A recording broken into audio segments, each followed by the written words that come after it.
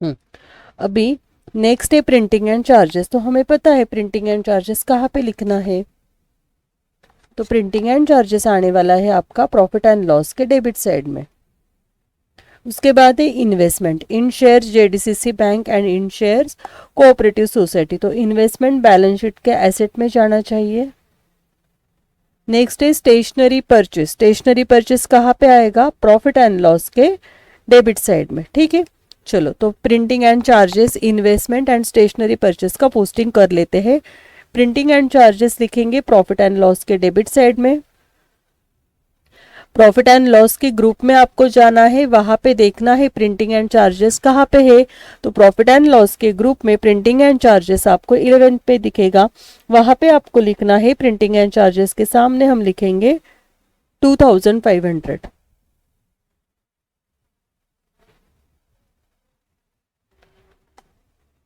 Next है investment. Investment आने वाला है बैलेंस शीट के एसेट में। बैलेंस शीट के एसेट में जाना है, वहां पे कैश एंड बैंक बैलेंस के नीचे इन्वेस्टमेंट है, उसके नीचे हमें लिखना है इन शेयर्स जेडीसीसी बैंक। यहाँ पे अंडरलाइन करो, इन शेयर्स जेडीसीसी बैंक। उसके बाद है in shares cooperative, cooperative purchase and sales society. In shares cooperative purchases and sales. Okay, 60,000 and 36,000। यहाँ पे आपको लिखना है 60,000, 30,000। नेक्स्ट है stationery purchase. Stationery purchase profit and loss debit side.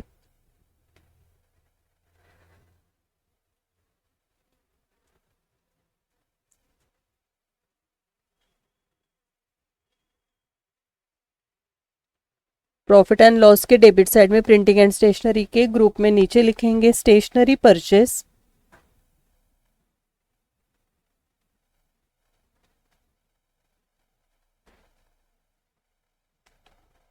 Amount है 500।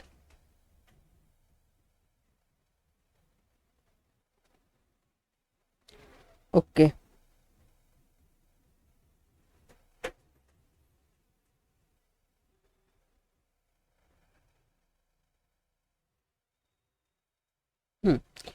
Next loan from bank. देखो bank से loan लिया है, अमाउंट क्रेडिट साइड में है, इसलिए ये बैलेंस शीट के लायबिलिटीज में जाएगा।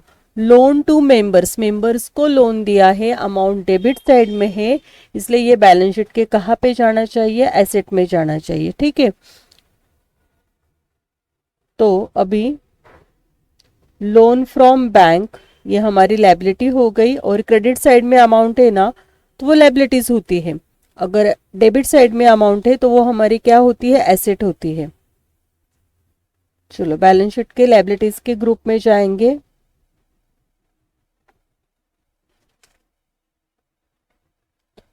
अनसिक्योर्ड लोन के ग्रुप में हमें लिखना है लोन फ्रॉम बैंक 92,000। लिखो यहाँ पे अनसिक्योर्ड लोन के ग्रुप में लोन फ्रॉम बैंक। आप अच्छी तरह से ना फॉर्मेट कर लेना, फिर प्रॉब्लम सॉल्व करना है, आपका काम इजी हो जाएगा। ठीक है, लोन फ्रॉम मेंबर्स 92,000। उसके बाद है लोन टू मेंबर्स, मेंबर्स को लोन दिया है, तो ये तो एसेट हो गई एंड डेबिट साइड में अमाउंट है।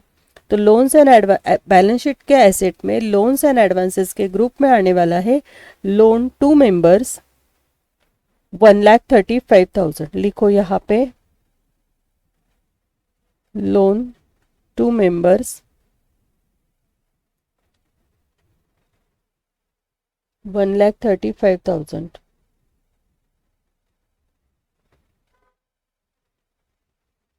Okay,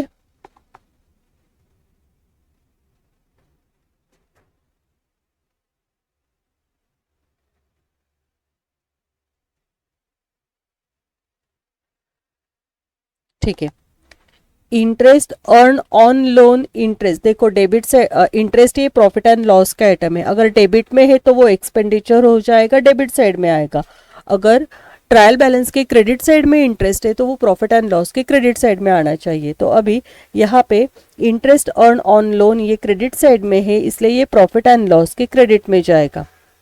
next purchases of fertilisers, purchases कहाँ का आइटम है, ट्रेडिंग का, ट्रेडिंग के डेबिट में जाना चाहिए। सेल्स ऑफ फर्टिलाइजर्स ये भी ट्रेडिंग का आइटम है, तो ये ट्रेडिंग के कहाँ पे जाना चाहिए, क्रेडिट साइड में। ठीक है, चलो तो interest earn, purchases and sales इसका पोस्टिंग करते हैं।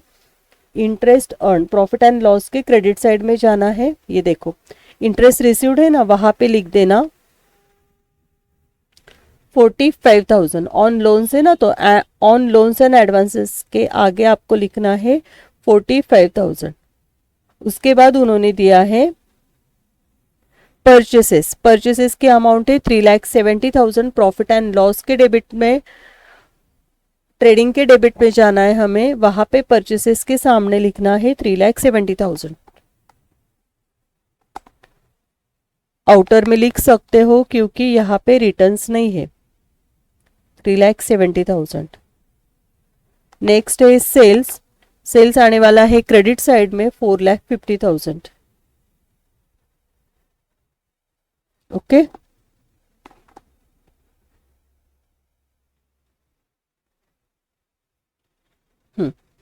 नेक्स्ट है office equipment and office rent.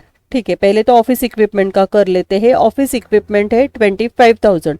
Equipment मतलब फिक्स्ड एसेट है, बैलेंस शीट के एसेट में आने वाला है, एंड उसके ऊपर डेप्रिसिएशन दिया है। एडजस्टमेंट क्या है, office equipment depreciated by 5%, 5% depreciation हुआ है, तो वहाँ पे हमें 5% डेप्रिसिएशन निकालना है। प्रॉफिट एंड लॉस में उसका सेकेंड इफेक्ट आएगा। बैलेंस शीट के एसेट में जाने वाले हैं, balance sheet asset side.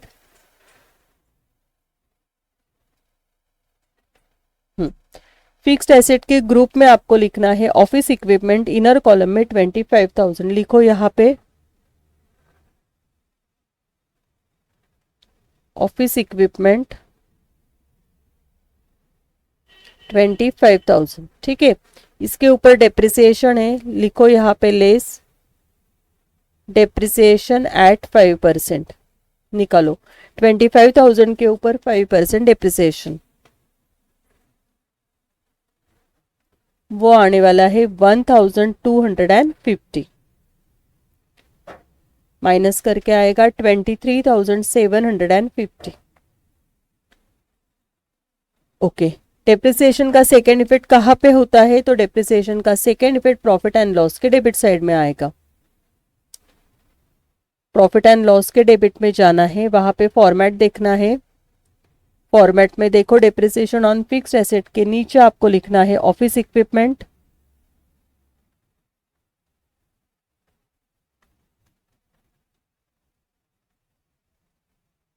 Eight 5%, 1,250।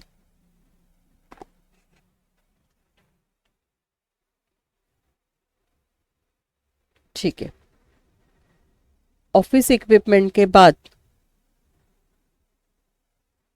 Office rent है। देखो यहाँ पे ऑफिस रेंट है 5,000, ऑफिस रेंट ये प्रॉफिट एंड लॉस के डेबिट में आना चाहिए। ठीक है, तो अभी इसके ऊपर एडजस्टमेंट है, ऑफिस रेंट के ऊपर office rent payable, second adjustment office rent payable. Payable का मतलब होता है आउटस्टैंडिंग, तो ये क्या होना चाहिए, ऐड होगा, एंड सेकेंड इफेक्ट कहाँ पे जाएगा, बैलेंस शीट के लायबिलिटीज में जाएगा। ठीक है, चलो office rent profit and loss के डेबिट में रेंट के ग्रुप में लिखेंगे। रेंट का ग्रुप कहाँ है, ये देखो रेंट रेट्स एंड टैक्सेस के नीचे आपको लिखना है इनर कॉलम में ऑफिस रेंट 5,000। ठीक है, उसके ऊपर एडजस्टमेंट क्या है, ऑफिस रेंट पेएबल, पेएबल का मतलब होता है आउटस्टैंडिंग 1,000। करो यहाँ पे ऐड आउटस्टैंडिंग 1,000, ये टोटल हो जाएगी 6,000। और इसका सेकेंड इफेक्ट आने वाला है बैलेंस शीट के लायबिलिटीज में, बैलेंस शीट के लायबिलिटीज में हम जाएंगे करंट लायबिलिटीज के ग्रुप में। करंट लायबिलिटीज एंड प्रोविजंस के ग्रुप में आपको लिखना है आउटस्टैंडिंग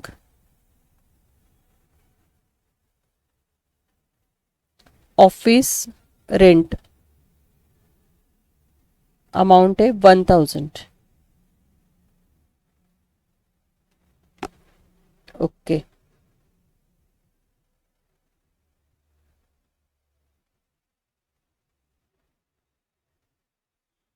ठीक है।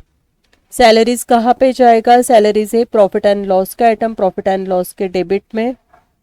उसके बाद ट्रैवलिंग एक्सपेंसेस, ये भी profit and loss debit side. Next है profit for the year, for the year मतलब करंट ईयर का प्रॉफिट उन्होंने दिया है 1 लाख, तो ये जाने वाला है बैलेंस शीट के लायबिलिटीज में। कहाँ पे जाएगा? बैलेंस शीट के लायबिलिटीज में। लास्ट में जो प्रॉफिट एंड लॉस का ग्रुप है वहां पे हमें ये वर्किंग करना होता है। तो अभी salaries, travelling expenses and profit इसका पोस्टिंग करेंगे। पहले तो लिखेंगे सैलरीज, प्रॉफिट एंड लॉस के डेबिट साइड के ग्रुप में जाना है, वहां पे सैलरीज एंड अलाउंसेस करके है। उसके नीचे आपको लिखना है सैलरीज 25,000, सैलरीज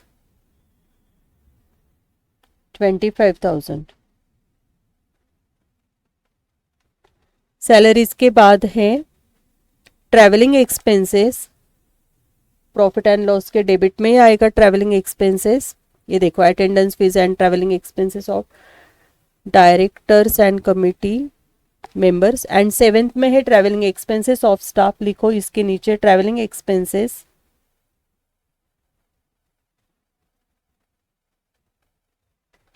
ट्रैवलिंग एक्सपेंसेस के अमाउंट है 5,000। ओके, नेक्स्ट है प्रॉफिट एंड लॉस, तो बैलेंस शीट के लायबिलिटीज में जाना है। प्रॉफिट एंड लॉस के ग्रुप में जाएंगे बैलेंस शीट के लायबिलिटीज साइड में, वहां पे लिखना है profit for the year, inner column में 1 लाख, लिखो यहाँ पे प्रॉफिट फॉर द ईयर, इसकी अमाउंट है 1 lakh. Okay,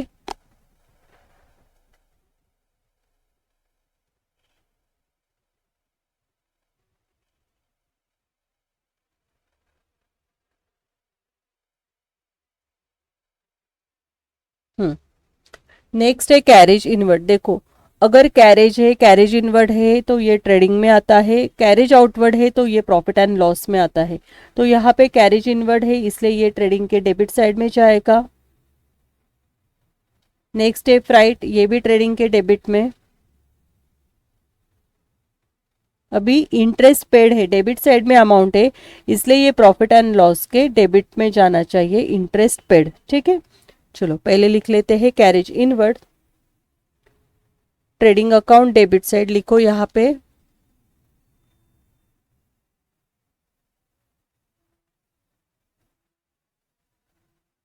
to carriage inward, carriage inward की अमाउंट है 3,500। उसके बाद है फ्राइट, लिखो यहाँ पे फ्राइट, वो है 1,500। नेक्स्ट है इंटरेस्ट पेड, देखो प्रॉफिट एंड लॉस के डेबिट में इंटरेस्ट पेड है। पेड के सामने आपको लिखना है, प्रॉफिट एंड लॉस के डेबिट में इंटरेस्ट पेड के सामने लिखना है 8,000 रुपीज, लिखो यहाँ पे 8,000। ओके, उसके बाद है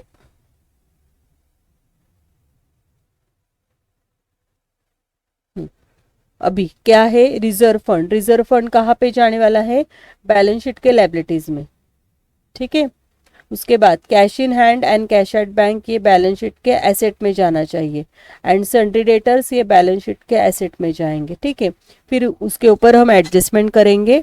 डेटर्स के ऊपर क्या दिया था उन्होंने? 4,500 क्या है? आरडीडी है, तो वहां पे हमें वो माइनस करना होता है आरडीडी।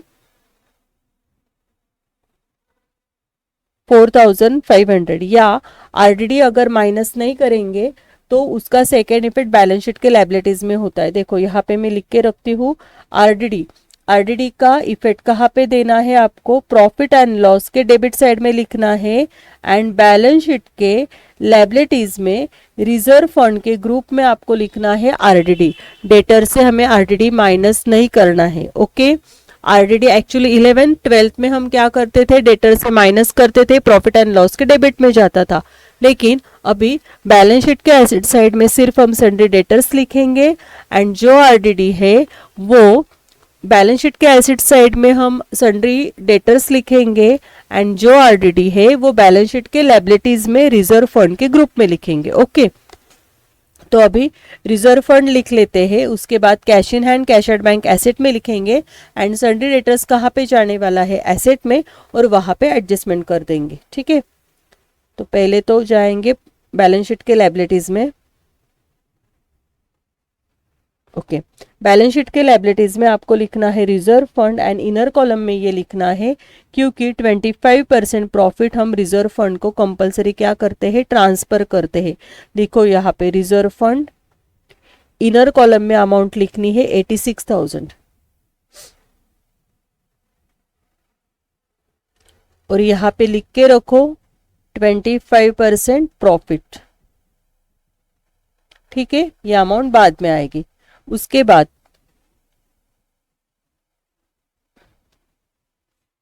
रिजर्व फंड के बाद क्या दिया था, cash in hand cash at bank asset side में लिखना है,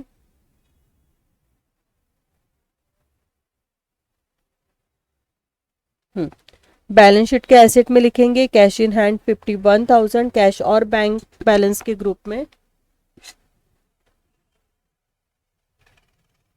cash in hand 51,000।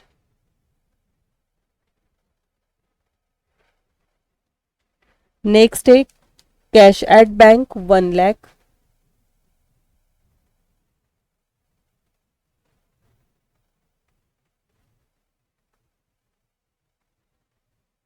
Okay, and last है सन्ड्री डेटर्स। तो सन्ड्री डेटर्स के ऊपर एडजस्टमेंट है, लेकिन यहाँ पे डायरेक्टली हम सन्ड्री डेटर्स के सामने 1 लाख लिखेंगे।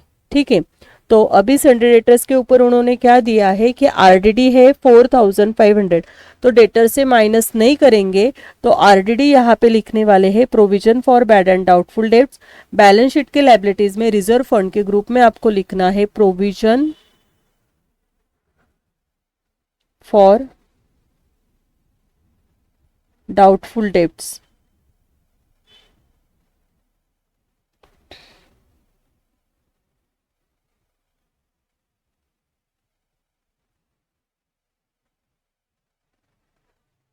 अमाउंट है उसकी 4,500। ओके, एंड इसका सेकेंड इफेक्ट जाने वाला है आपका प्रॉफिट एंड लॉस के डेबिट साइड में। तो देखो प्रॉफिट एंड लॉस के डेबिट साइड में है क्या, बैड डेब्ट्स का ग्रुप। हाँ, ये देखो बैड डेब्ट्स रिटर्न ऑफ और provision made for bad debts, तो इसके सामने आपको लिखना है 4,500। तो यहाँ पे हमारा ट्रायल बैलेंस कंप्लीट हो गया है। अभी एडजस्टमेंट चेक करेंगे।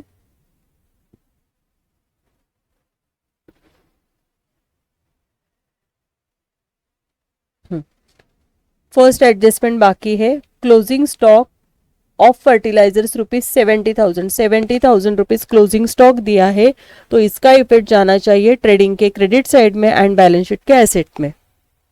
ओके, चलो ट्रेडिंग अकाउंट में जाएंगे, वहां पे क्लोजिंग स्टॉक ऑलरेडी लिखा है, उसके सामने आपको लिखना है ऑफ फर्टिलाइजर्स, ऑफ फर्टिलाइजर्स, और उसके अमाउंट है 70,000। अभी क्लोजिंग स्टॉक का सेकेंड इफेक्ट होने वाला है बैलेंस शीट के एसेट में, लेकिन कौन से ग्रुप में, तो करंट एसेट के ग्रुप में आपका जाना चाहिए। लिखो यहाँ पे बैलेंस शीट के एसेट साइड में करंट एसेट, हाँ करंट एसेट के ग्रुप में लिखना है closing stock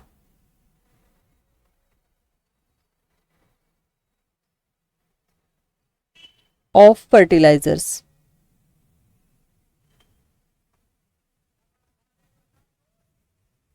70,000। Okay,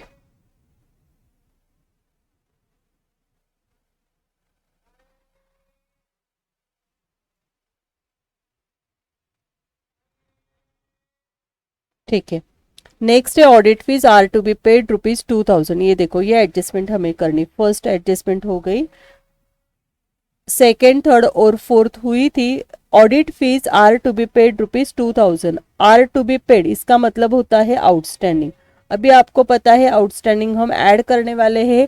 audit fees अगर प्रॉफिट एंड लॉस के डेबिट में है तो वो ऐड होगी, नहीं है तो डायरेक्टली वहां पे लिख देंगे। And second effect, outstanding expenses का सेकेंड इफेक्ट बैलेंस शीट के लायबिलिटीज में होता है, ठीक है। चलो, तो फिर ऑडिट फीस का पहला तो इफेक्ट करेंगे, प्रॉफिट एंड लॉस के डेबिट में जाएंगे।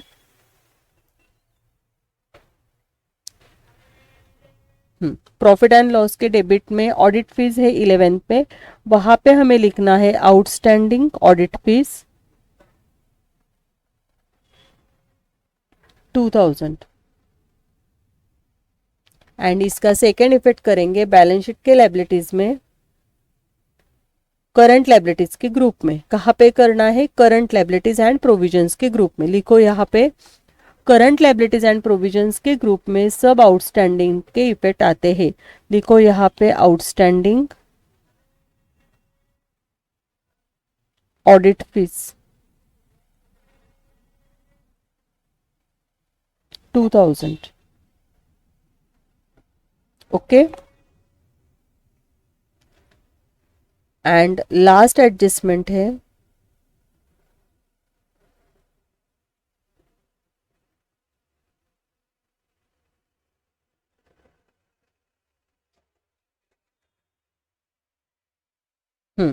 लास्ट एडजस्टमेंट है directors declare a dividend to members at 8%। 8% dividend हमें निकालना है।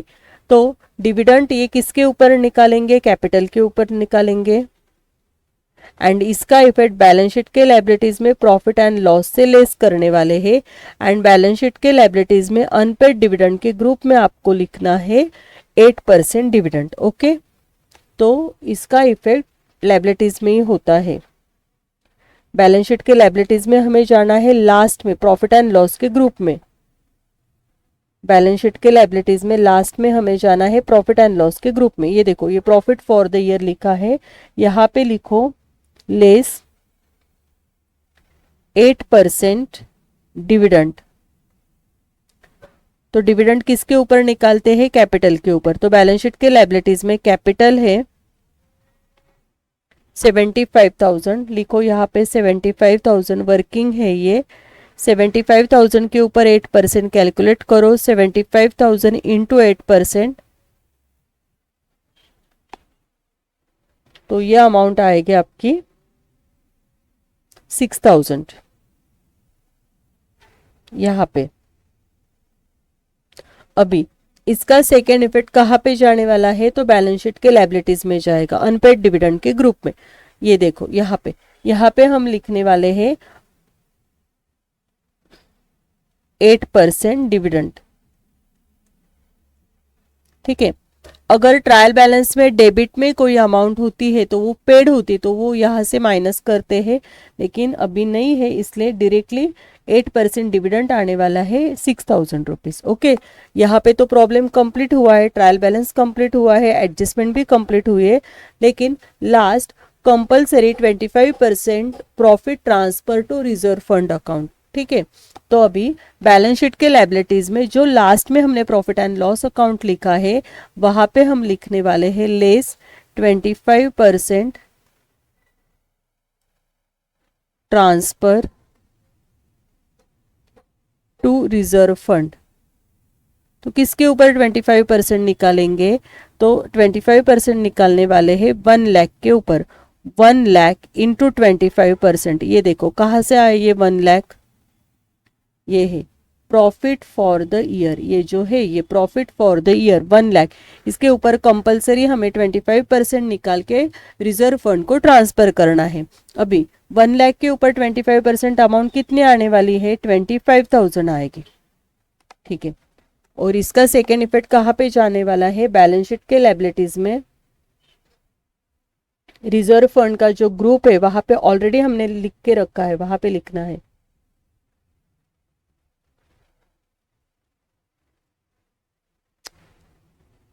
ये देखो 25% प्रॉफिट ऑलरेडी लिखा है, वहां पे आपको लिखना है 25,000 ये। एंड इसकी टोटल आउटर में आने वाली है 1,11,000। ठीक है, यहाँ पे हमारा प्रॉब्लम कंप्लीट होता है। अभी हम प्रॉब्लम क्लोज करेंगे, टैली करेंगे। तो पहले तो हमें ट्रेडिंग अकाउंट क्लोज करना है। ट्रेडिंग से जो डिफरेंस आने वाला है वो होगा आपका ग्रॉस प्रॉफिट।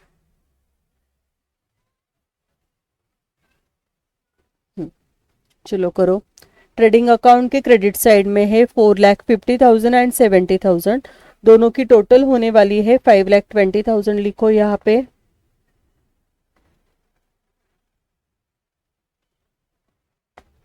डेबिट साइड में भी टोटल आएगी 5,20,000। ठीक है, अभी 10,000, 3,70,000, 3,500 एंड 1,500 माइनस करना है, डिफरेंस निकालना है। जो बैलेंसिंग फिगर आएगी वो होने वाला है हमारा ग्रॉस प्रॉफिट। इसको नाम देना है टू ग्रॉस प्रॉफिट। ये बैलेंसिंग फिगर है। क्या किया हमने, 5,20,000 से 10,000, 370, 3,500 एंड 1,500 माइनस करना है।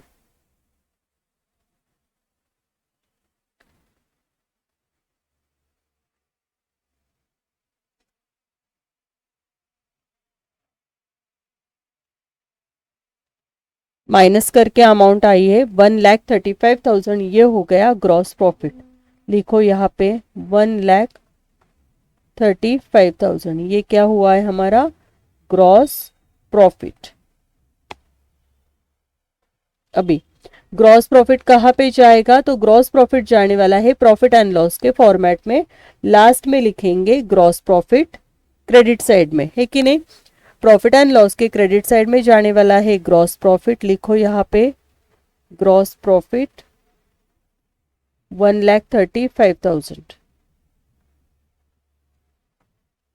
ठीक है, अभी profit and loss account close करना है। प्रॉफिट एंड लॉस के क्रेडिट साइड देखेंगे पहले तो प्रॉफिट एंड लॉस के क्रेडिट साइड में सिर्फ इंटरेस्ट की अमाउंट है 45,000 एंड अभी ग्रॉस प्रॉफिट आया है 1,35,000। तो इन सब की टोटल होने वाली है 1,80,000। लिखो यहाँ पे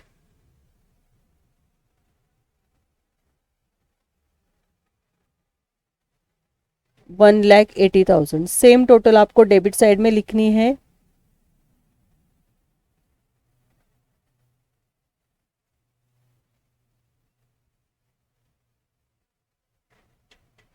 ठीक है, अभी डेबिट में जो अमाउंट है वो हमें माइनस करनी है एंड नेट प्रॉफिट कैलकुलेट करना है। करो चलो, डेबिट साइड में क्या क्या है।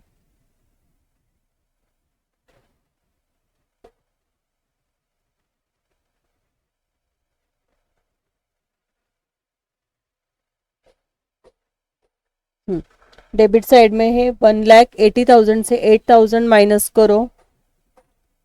उसके बाद 25,000 माइनस करना है।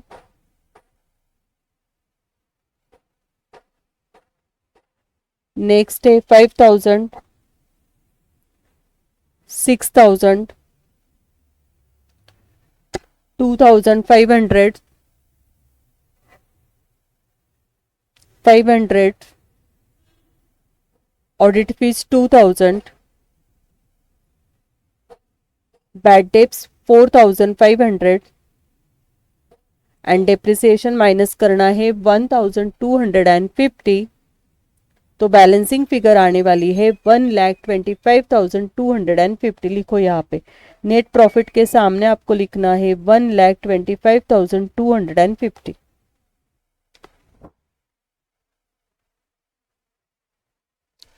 ठीक है, ये हो गया नेट प्रॉफिट। ठीक है, चलो अभी ये नेट प्रॉफिट लास्ट में जाएगा प्रॉफिट एंड लॉस के फॉर्मेट में। बैलेंस शीट के लायबिलिटीज में लास्ट में हमें प्रॉफिट एंड लॉस में ये नेट प्रॉफिट ऐड करना है। लिखो यहाँ पे ऐड नेट प्रॉफिट 1,25,250। ठीक है, इसका एडलेस करके आउटर में लेना है। 1 लाख से डिविडेंड 6,000 माइनस करो, 25,000 ट्रांसफर माइनस करो एंड प्रॉफिट को 1,25,250 को ऐड करना है। तो फाइनली आउटर में अमाउंट आने वाली है, ये सब करके यहाँ पे लिखती हूँ मैं 1,94,250। ये प्रॉफिट एंड लॉस का बैलेंस है फाइनली। ओके, चलो अभी बैलेंस शीट को टैली करेंगे। बैलेंस शीट के एसेट में हमें देखना है क्या क्या अमाउंट है और उसकी टोटल करनी है।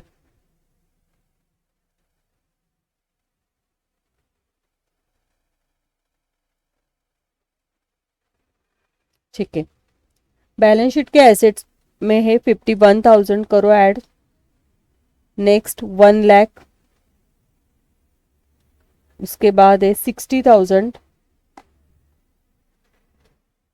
उसके बाद है शेयर्स इन परचेसेस, ये है 36,000,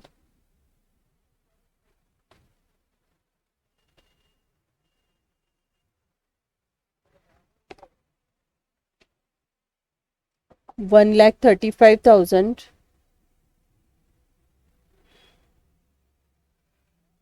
उसके बाद है 1 lakh, next 70,000 and office equipment है 23,750। इन सब की टोटल आ रही है एसेट में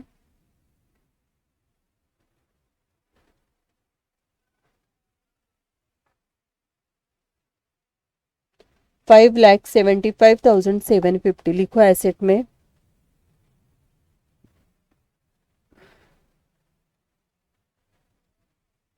5,75,750। सेम टोटल हमें लायबिलिटीज में लिखनी है। चलो लायबिलिटीज की टोटल पहले तो करेंगे ना।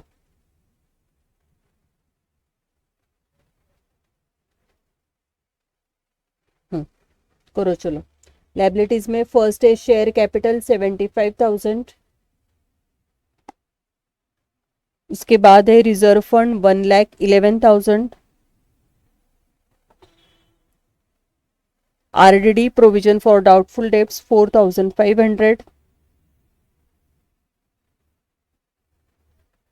Loan from bank 92,000, deposit 90,000।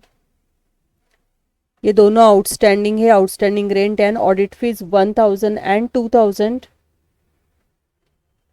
Dividend 6,000 and profit and loss का बैलेंस आया था एडलेस करके 1,94,250। तो इसकी भी टोटल आ रही है आपकी 5,75,750, 5,75,750। तो यहाँ पे हमारा ये प्रॉब्लम कंप्लीट हुआ है। देखो आप फॉर्मेट अच्छी तरह से करना। फॉर्मेट की PDF ऑलरेडी हमने अपलोड की है, उसके साथ जो प्रॉब्लम सॉल्व करते हैं उसका कंप्लीट